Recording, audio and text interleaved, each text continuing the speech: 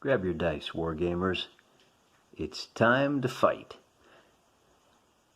This is the fourth battle in the Necromancer King's Crusade, and things have not been going well for the Necromancer King.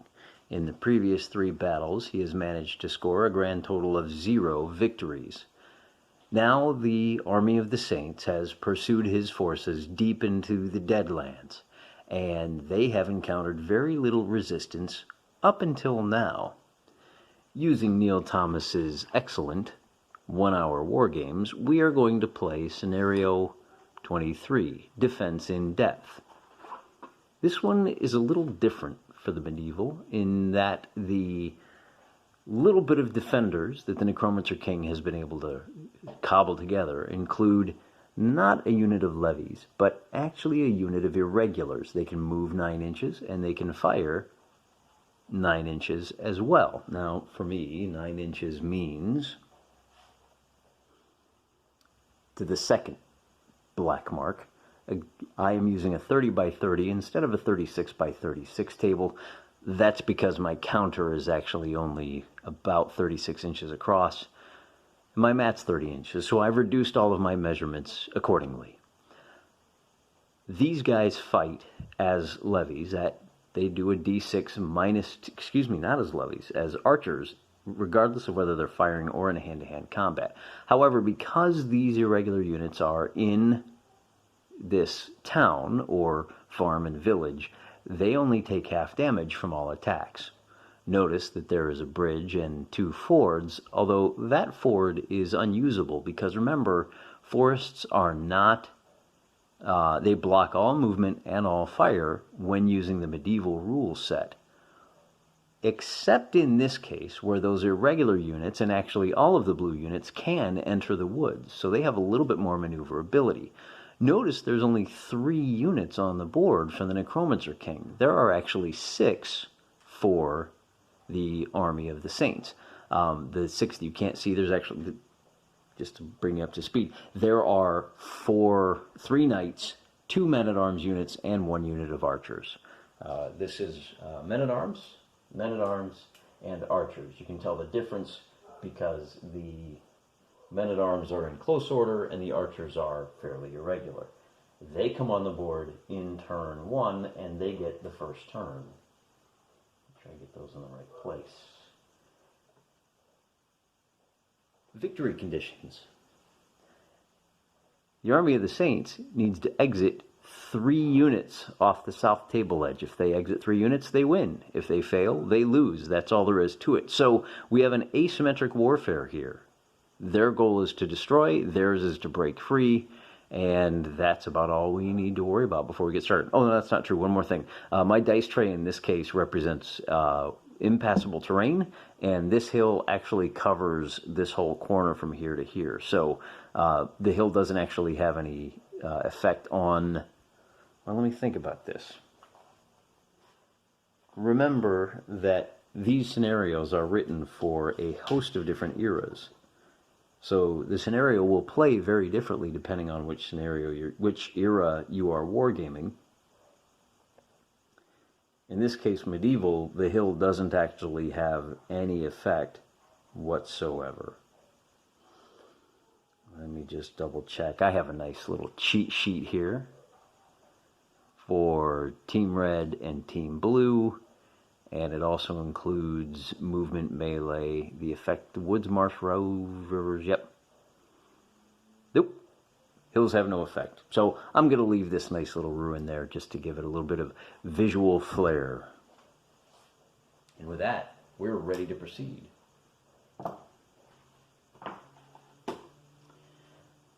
Red goes first.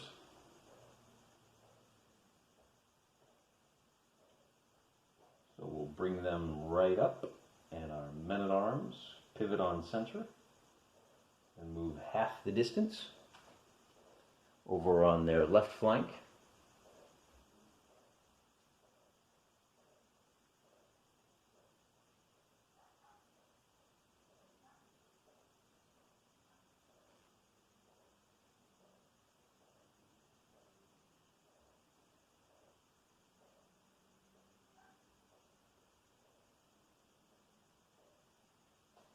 we'll bring them up to follow.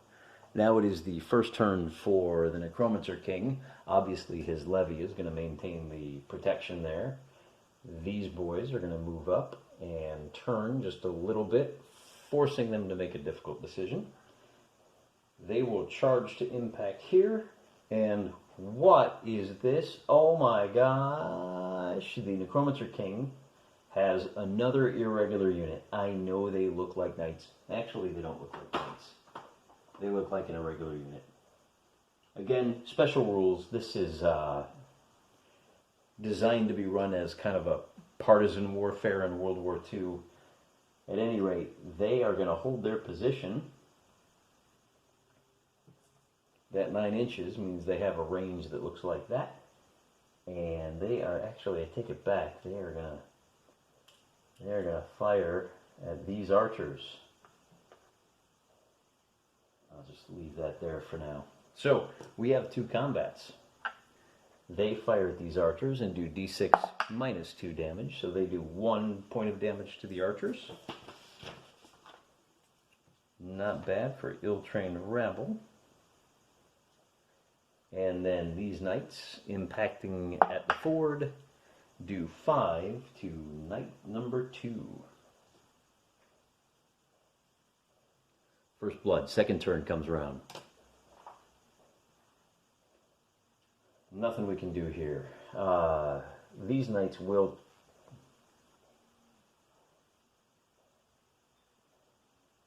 They will pivot, and they'll move forward like so. Now, they can only pivot 45 degrees, which means they're going to wind up stopping right there. They cannot charge to impact. With the bonus movement, our men-at-arms move to there, and our archers move just to there. We're going to have a nice big battle there for a little while.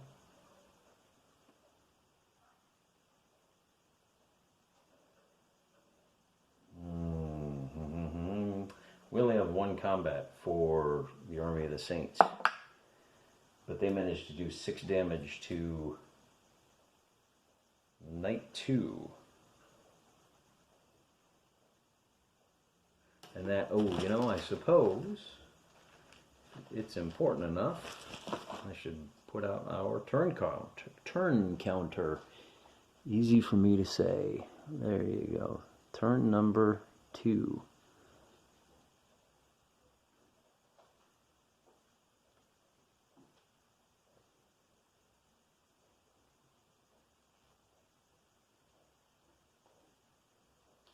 Are they still in range? They are not. So our partisans are going to turn, and they're going to cross the river. They do get credit for half damage when they are in the woods. So they'll try to take cover over here, probably. In the meantime, they'll charge for 1 flank attack there, and that's about it. So this combat first, they do 5 double damage, which is huge. Man, that flank attack, you really got to look out for that. That's going to be knight number 1, 10 damage already. They can only afford to lose 3 units. Over here, it's just a straight fight, d6 plus 2. 6 more damage on knight number 2, which brings them up to 11.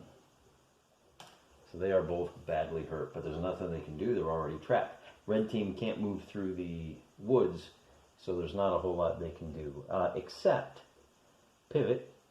And in this case, again, these poor men-at-arms, they're going to need 1 more turn to come to bear.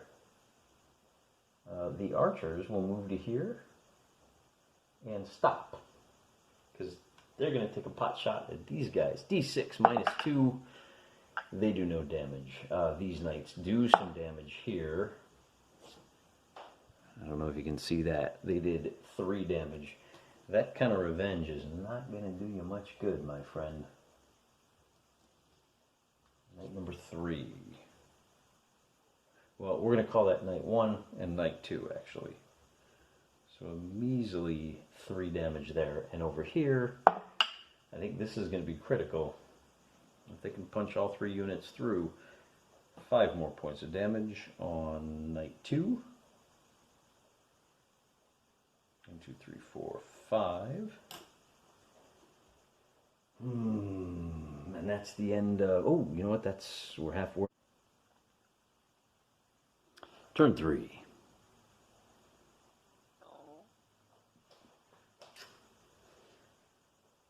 Third turn for the boys in blue.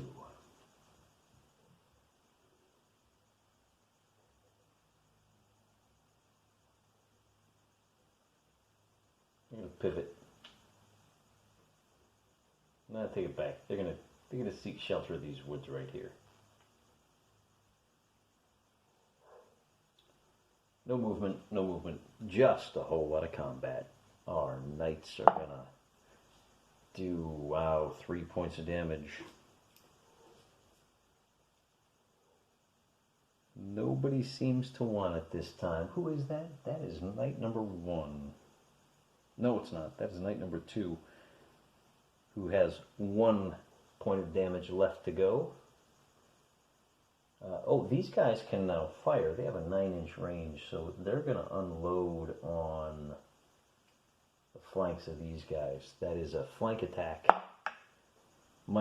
So 1 minus 2 is -1. Doubled is still less than 0. So they are unscathed. We have 1 more attack over here. An 8, ooh, that might be enough to do them in. And it is. These knights cannot resist the call of the Necromancer King. I'm actually going to put these guys straight into the graveyard so we don't get confused. But there's another knight right behind. They move up to contact. These men-at-arms move to contact. And these men-at-arms are going to move up as well. So, archers. These archers are going to fire at them. They do 6. -2 is 4. Cut in half because of the defensive. They do 2 points of damage. It's not a lot, but you never know. It might make a difference in the long run. So you might as well, right? We have a knight and doing 3 points of damage, and men-at-arms doing 6 points of damage. So 9 altogether on those knights, and that is knight number 1, who takes... They're down to 3 points of damage. This game might be over pretty quick, and if I could remember to advance my... There we go. Turn counter. We are still on turn 4, with 1 last combat left to go. The fresh guys do 7 on these knights, and that is enough to put them out of the fight.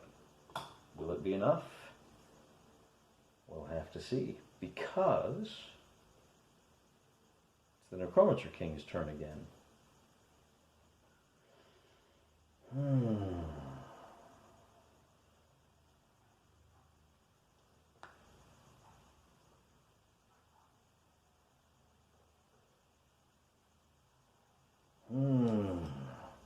These guys really want to hit them in the rear, and they're going to do that. They're going to give up the protection of the town. I assume that they're diffused throughout the entire town, so even though they can't technically, if they were out here, they couldn't turn more than 45 degrees in the town, we're going to say that they can. They are going to, now they only do d6 minus 2 points of damage.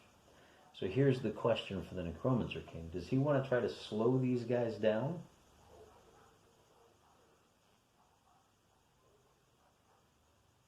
They're completely unharmed. They're going to lose this fight. Do we just let them waltz on by and focus on pinning these guys in this bottleneck? I think that's what we got to do. Although they can take a couple of shots as they roll by. Yeah, let's leave them there facing this way as they were. So they get a shot at these knights. Well, let's check. Is it 9 inches range? Well, it's, you know what? It's they're out of range. Sorry, guys. However, what am I doing rolling my turn counter for? Guess I'm off my game tonight, guys. Alright, so we've got 2 combats. One here, they do 6-12. They're done. They're done. That's all you can handle. So with 2 units out of the way, they're halfway. The Necromancer King is halfway to victory.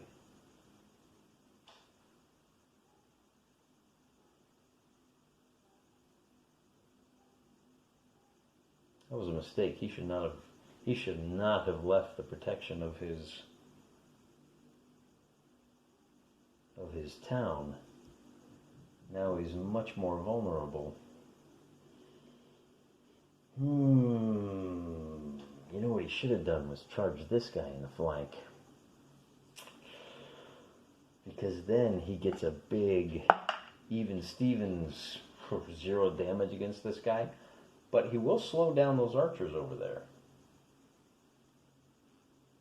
That's all the Necromancer King has this turn. Now, for the first time, we remember to advance to only turn 5. And we are on our way. So, red team is going to just hoof it. Literally, in their case. Turn that way, and a nice slow slog. But it doesn't matter which way they turn, does it? Let's hammer those guys right there. So, starting on that side, we've got some archers doing 2 points of damage to the irregular. 2 points doubled because of the flank attack. Means they do 4, bringing them to a grand total of 6. And I think on the Necromancer King's turn, they're going to pivot, and we're going to have a nice big slap fight. We get 1 more attack on the flank of those guys. 12, oh my gosh. Holy cow. That is not good for the Necromancer King. His second unit has shuffled off this mortal coil for the 2nd time. You see, because they're undead. Anyway, any other combat? That's all we got. We advanced to turn 6.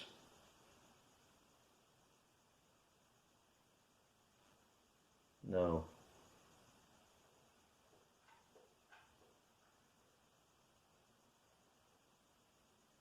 Yeah, we do. Yeah, we do. Turn 6.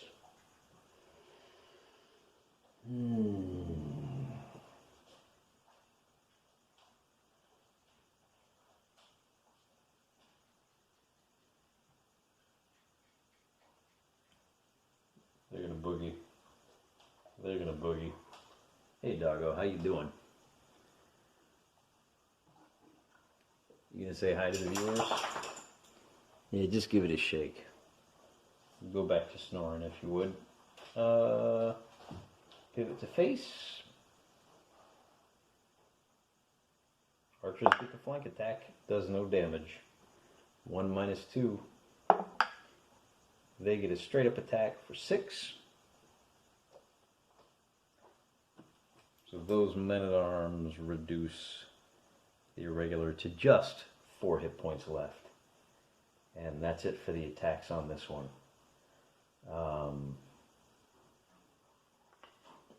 They're going to spin 180 and try to slow these guys down. They can move 9 inches. That's as close as they can get. Good enough. We get 1 attack here against the men-at-arms, and it's going to do 3. It's actually only going to do 1 point of damage. Because, remember, they do d6 minus 2, which is 3, cut in half because of the men-at-arms. And that is their first point of damage. They're doomed. But if they can hang on for 1 more turn, just 1 more turn.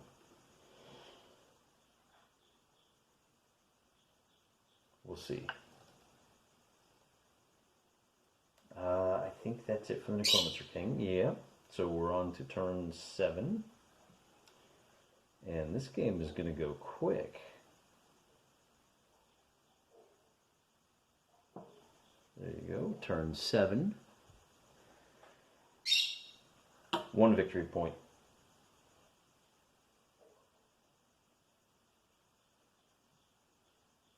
And that's it. So we have an attack here. on those irregulars that does 5 points of damage, and that's it. They're out of the fight. So now they move to contact, they get double damage, and do 2 points of damage against that men-at-arms. Again, double damaged halved, same thing. Oh, that's an irregular. They actually do 0 points of damage. But they do bottle up this whole side of the turf. So that might just do it. On to turn 8.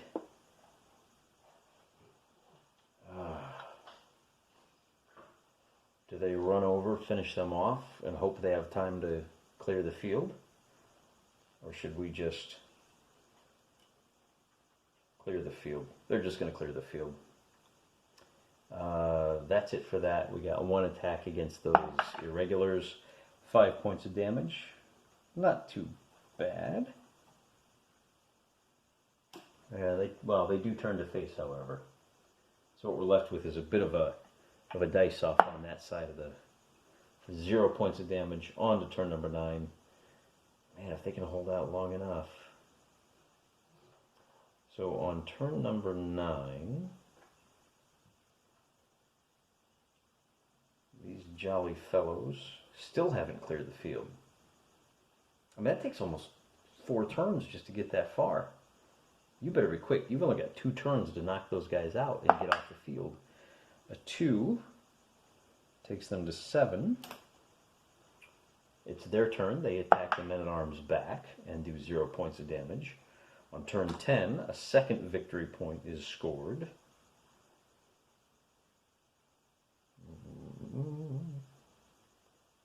Now I know what you're thinking. These archers, oh yeah, you know what? Have been standing around like dopes. They can turn. That's all the further they can move this turn.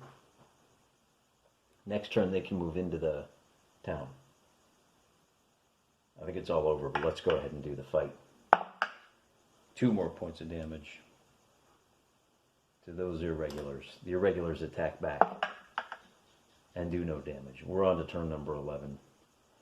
And it's really going to be a foot race in 5 turns. So they move into position.